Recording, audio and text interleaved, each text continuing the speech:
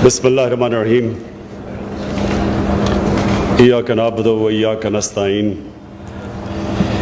मैं मुराद सईद की तकरीर सुन के मैं सोच रहा था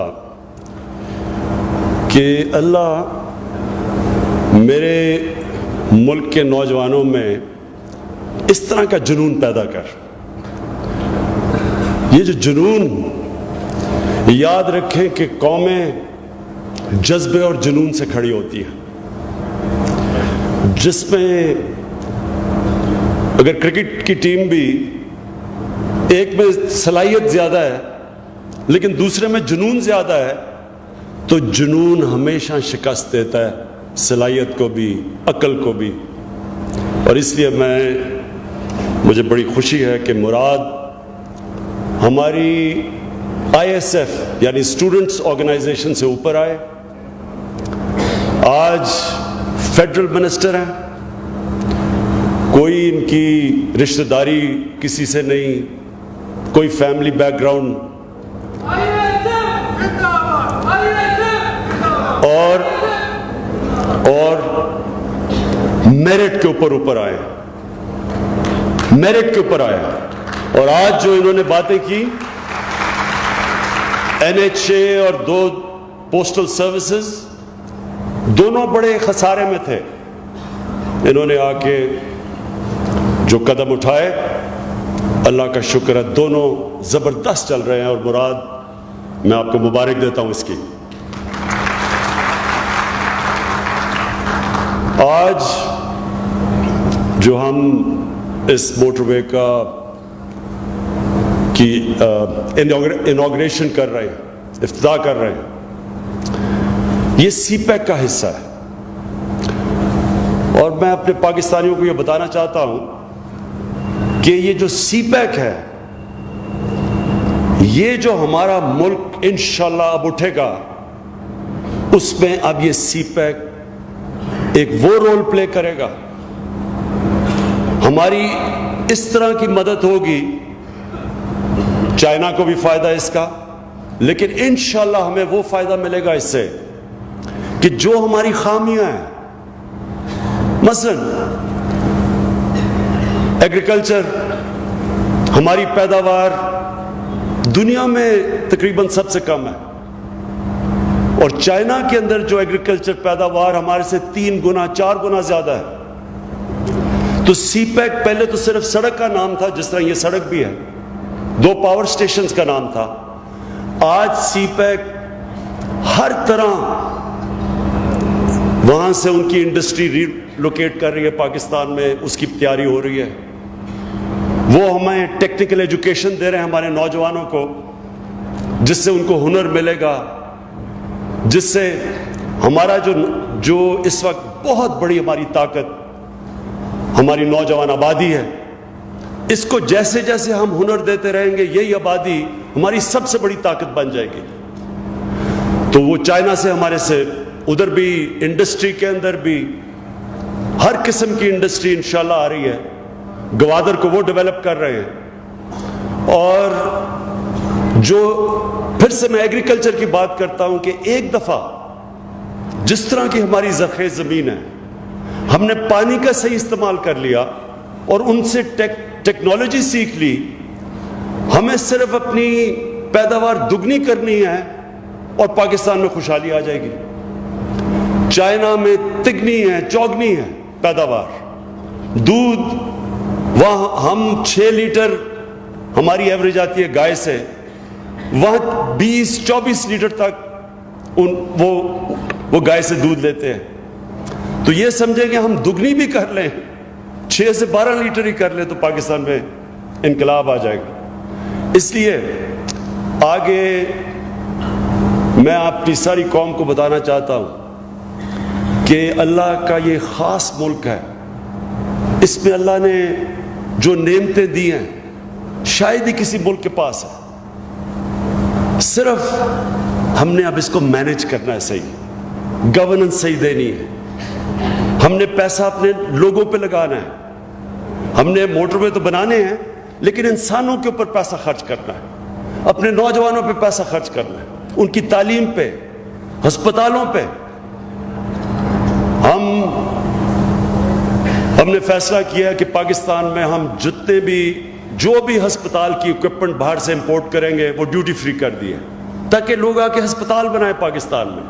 اور ہم نے جو ہیلتھ کارڈ رکھا ہوا ہے جو کہ ایک غریب گھرانے کو 7,20,000 کا جو کارڈ ہے وہ کسی بھی ہسپتال میں جا سکتے ہیں اس کارڈ سے.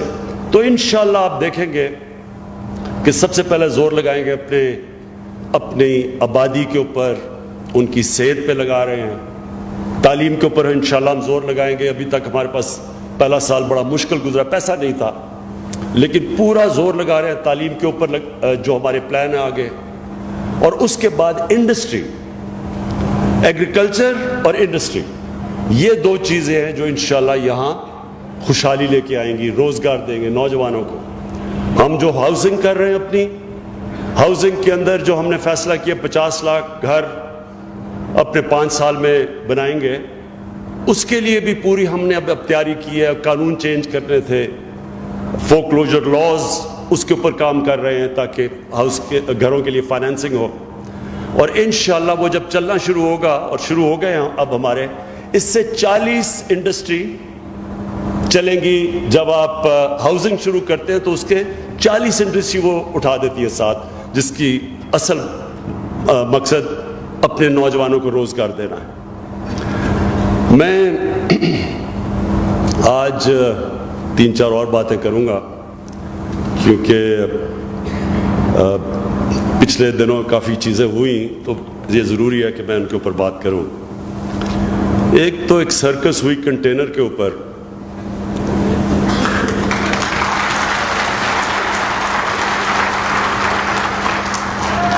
اب آپ کو پتا ہے کہ اگر کوئی بھی پاکستان میں دھرنے کا ایکسپرٹ ہے وہ یہاں کھڑا ہے.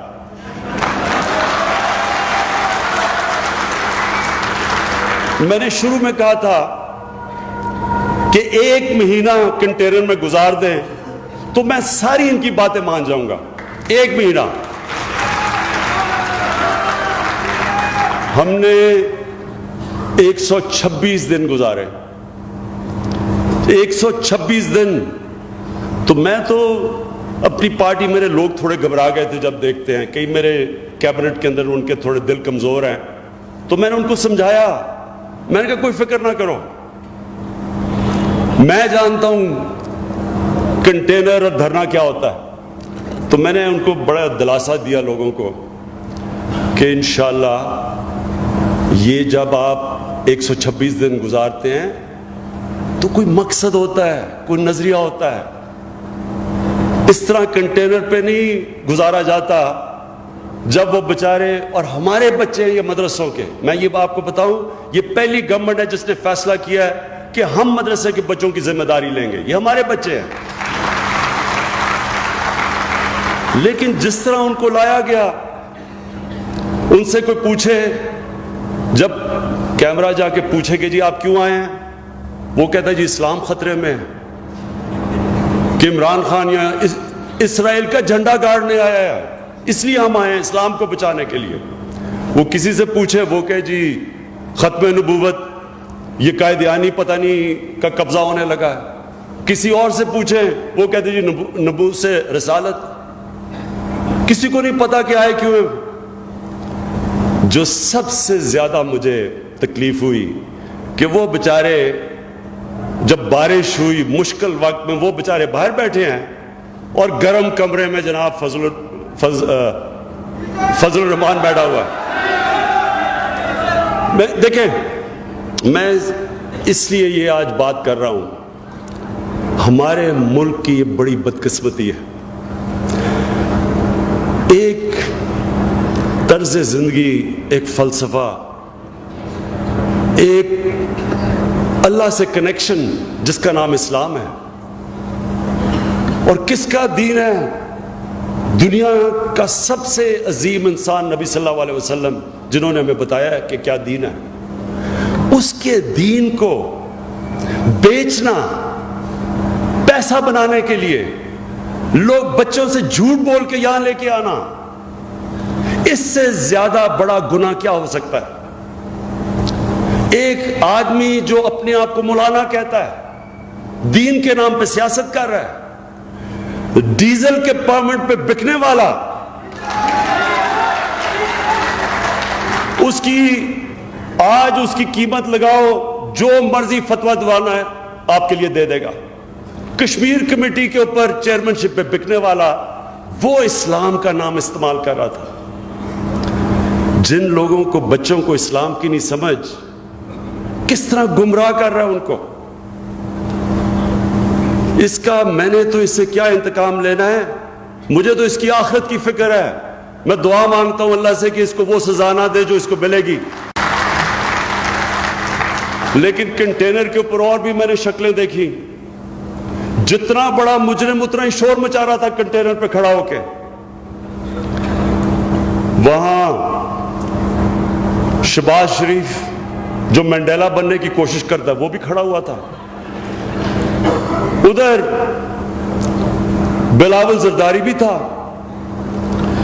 بلاول زرداری کا اس نے کوئی ایک ایسا، آپ کو نہیں پتا اس نے کام کیا کیا ہے۔ دنیا کے سائنسدان گھبرا گئے ہیں جو بلاول زرداری ایک تھیوری لے کے آیا ہے۔ آئنسٹائن گھبرا گیا ہے کہ جب بارش ہوتی ہے تو پانی آتا ہے، لیکن جو آئنسٹائن کی جو روح تڑپ رہی ہے نا، جس چیز کے اوپر دنیا کا سب سے بڑا سائنسدان گزرا ہے، اس نے کہا جب زیادہ بارش ہوتا ہے تو زیادہ پانی آتا ہے۔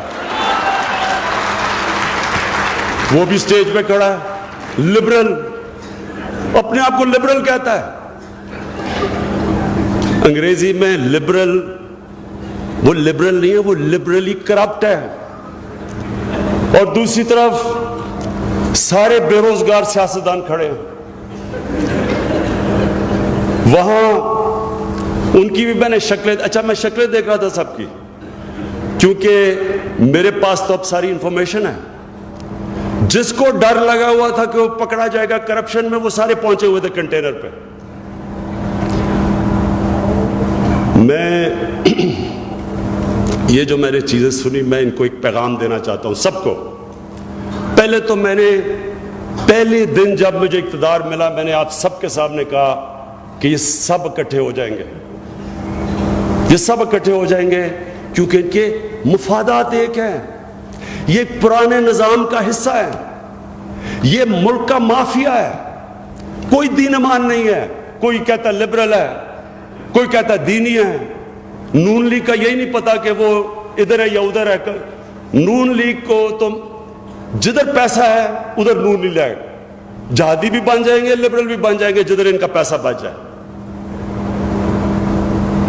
میرے پاکستانیوں، یہ یاد رکھنا کہ انہوں نے کنٹینر پہ چڑھ کے یہ ثابت کیا جو میں نے تب کہا تھا کہ ان کے اور پاکستان کے مفادات اپوزٹ ہے۔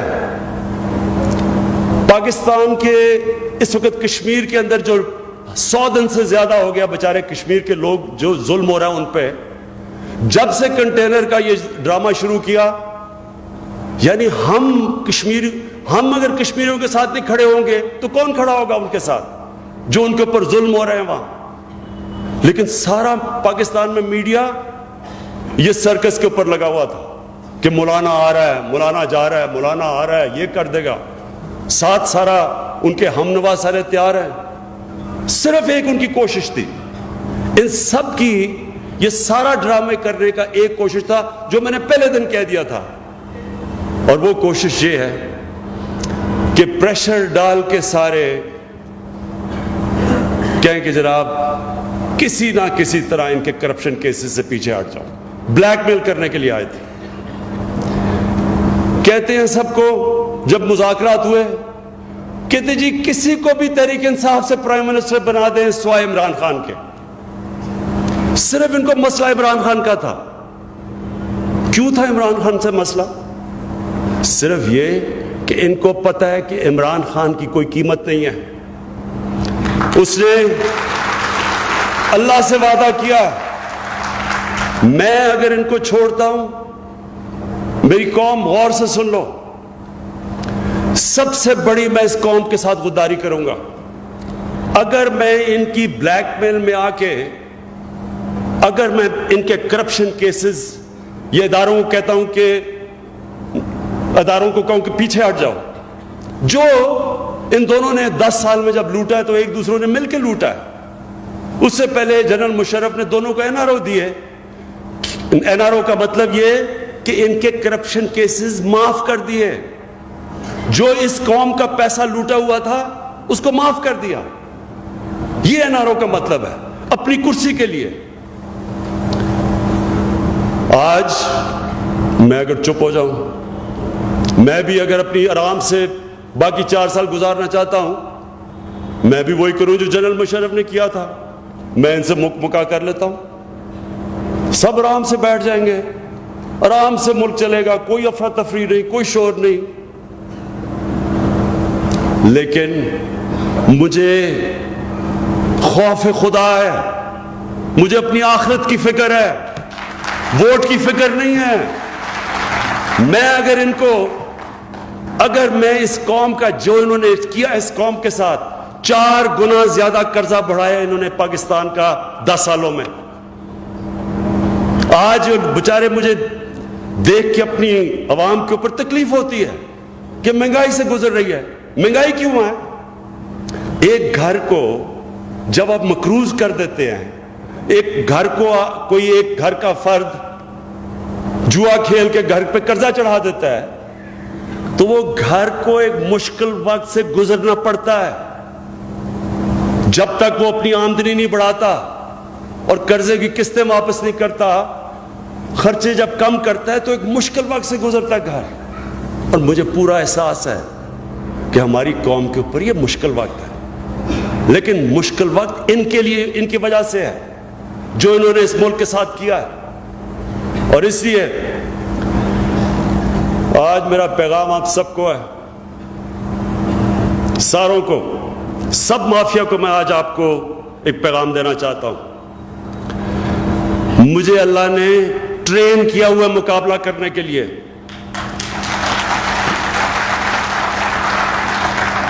میں ایک اسپیشلسٹ ہوں مقابلہ کرنے کا۔ میری کھیلوں کی گراؤنڈوں میں 20 سال ٹریننگ ہوئی ہے، دنیا کے بہترین کھلاڑیوں کا مقابلہ کیا، اور اللہ کا شکر ہے کہ پاکستان کو اوپر لے کے گیا مقابلہ کر کے۔ مجھے ہارنا بھی آتا ہے اور جیتنا بھی آتا ہے، ہار کے کھڑا ہونا بھی آتا ہے۔ میں اس طرح نہیں کہ کاغذ کا ٹکڑا جی باپ بیٹوں کو کہا جی پوری پارٹی ہماری وراثت میں مل گئی ہے ایک کاغذ دکھا کے۔ آپ 5 مرلے کا پلاٹ بھی ماں اگر بیٹے کو یا خامد کو دیتی ہے اس کو بھی ویریفائی کرنا پڑتا ہے، یا پوری پارٹی حوالے کروا دی، کسی نے ابھی تک کاغذ نہیں دیکھا۔ دوسری طرف جنرل جلانی کے گھر کے سریا لگاتے لگاتے وہ منسٹر بن گئے۔ میں 22 سال نیچے سے سٹرگل کر کے آیا ہوں، مجھے مقابلہ کرنا آتا ہے، اور میں آج پھر چیلنج کر رہا ہوں آپ سب کو، جو مرضی کرنا ہے اکٹھے ہو جاؤ، سب اکٹھے ہو جاؤ، جو بھی کرنا ہے۔ میرا یہ اللہ سے وعدہ ہے کہ میں آپ کو ایک آدمی کو نہیں چھوڑوں گا جس نے اس ملک کا پیسہ چوری کیا۔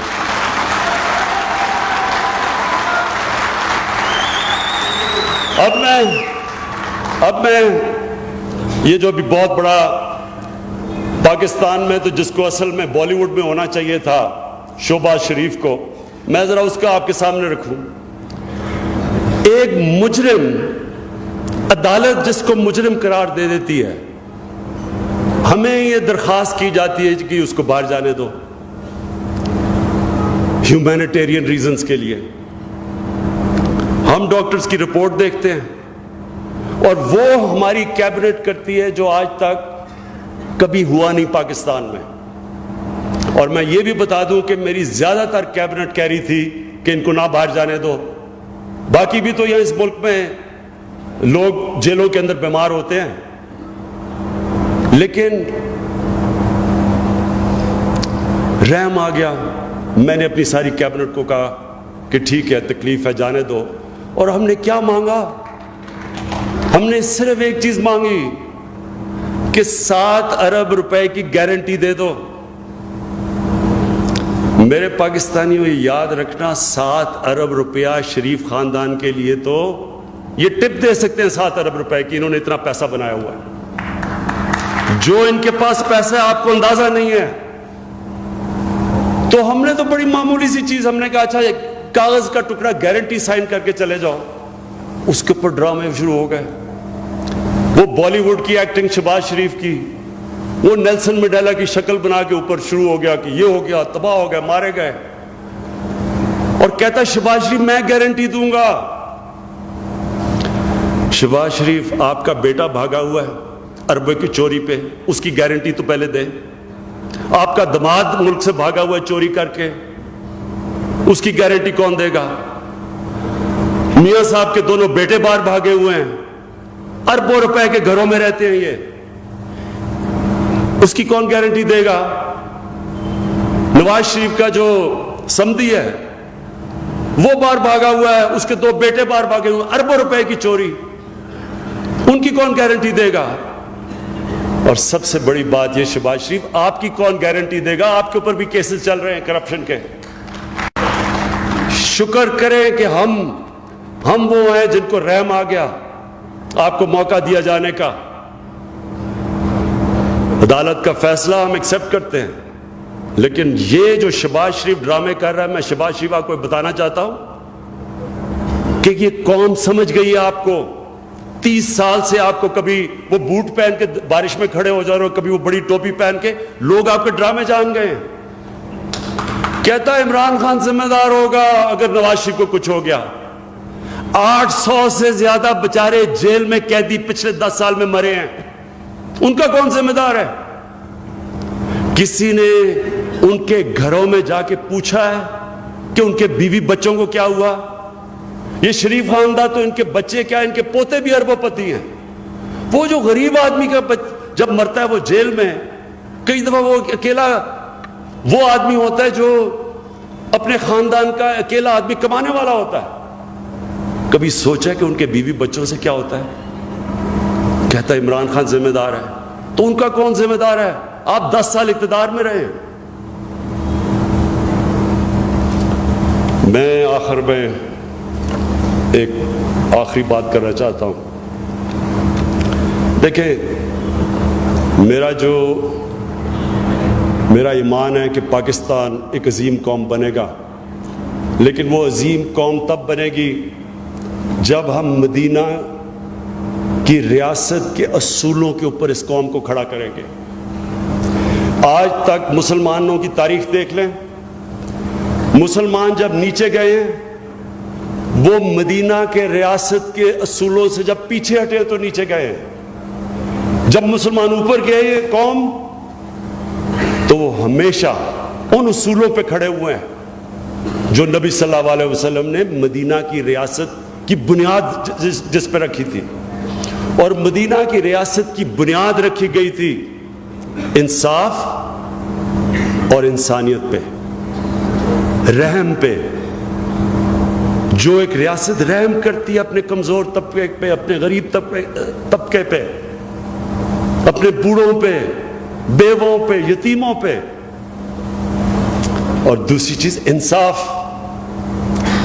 اس کے متعلق نبی صلی اللہ علیہ وسلم نے کہا، جب ان سے کہا گیا کہ جی ایک قریش کی لڑکی کو سزا ہو گئی ہے، اس سے چوری کی تھی، تو اس کی قریش کی لڑکی ہے، اس کو معاف کر دے۔ تو یہ یاد رکھنا میری قوم، یہ جو حدیث ہے یہ ایک چیز ہے، اگر ہماری قوم اس کے اوپر کھڑی ہو گئی اور ہم نے یہ سسٹم بنا دیا، یہ خود ہی قوم اٹھ جائے گی۔ انصاف لوگوں کو آزاد کر دیتا ہے۔ انہوں نے کہا، اور یہ سارے بچے کو میں نے بتانا ہے، بار بار بتانا ہے، انہوں نے کہا کہ اگر میری بیٹی نے بھی جرم کیا ہوتا تو اس کو بھی میں سزا دیتا، اور پھر کہا کہ تمہارے سے پہلے بڑی قومیں تباہ ہوئیں جدھر طاقتور کے لیے قانون اور کمزور کے لیے دوسرا قانون۔ میں آج ہمارے بڑے ذہین چیف جسٹس ہیں، میں ان کی بڑی رسپیکٹ کرتا ہوں، چیف جسٹس کھوسا کی اور آنے والے چیف جسٹس گلزار، ان دونوں سے میں آج کہنا چاہتا ہوں کہ ہمارے ملک کو آزاد کریں انصاف دے کے. یہ جو پرسیپشن بنی ہوئی ہے پاکستان میں کہ طاقتور کے لیے ایک قانون اور کمزور کے لیے دوسرا، یہ ہماری تاریخ رہی ہے. یا طاقتور ٹیلی فون کر کے فیصلے لکھواتے رہے ہیں. بریف کیس پکڑ کے ایک چیف جسٹس کو انہوں نے فارغ کروا دیا، ججز کو بریف کیس لگا کے. ہماری ملک کی تاریخ ہے یہ کہ جو طاقتور ہے اس کو ہمارا قانون کا نظام ہاتھ نہیں لگا سکتا. میں دونوں عظیم ججز، ایک موجودہ چیف جسٹس اور ایک آنے والے چیف جسٹس ہیں، میں آج اپنی قوم کی طرف سے آپ کو کہتا ہوں کہ اس کو پرسیپشن کو ٹھیک کریں. اپنے قانون کو، ہمارا قانون ایسا ہو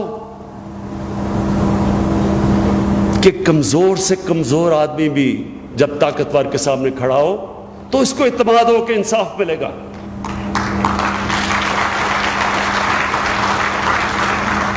میں نے اتنا عرصہ مغرب میں گزارا ہے، کرکٹ کھیلتا تھا، یونیورسٹی میں گیا. آپ یقین کریں کہ ایک چیز جو مجھے آتے ایک دم متاثر کیا، وہاں انصاف کا جو نظام تھا. وہاں ایک عام آدمی کو بھی پورا اعتماد ہوتا ہے کہ یہ عدالتیں مجھے انصاف دیں گی.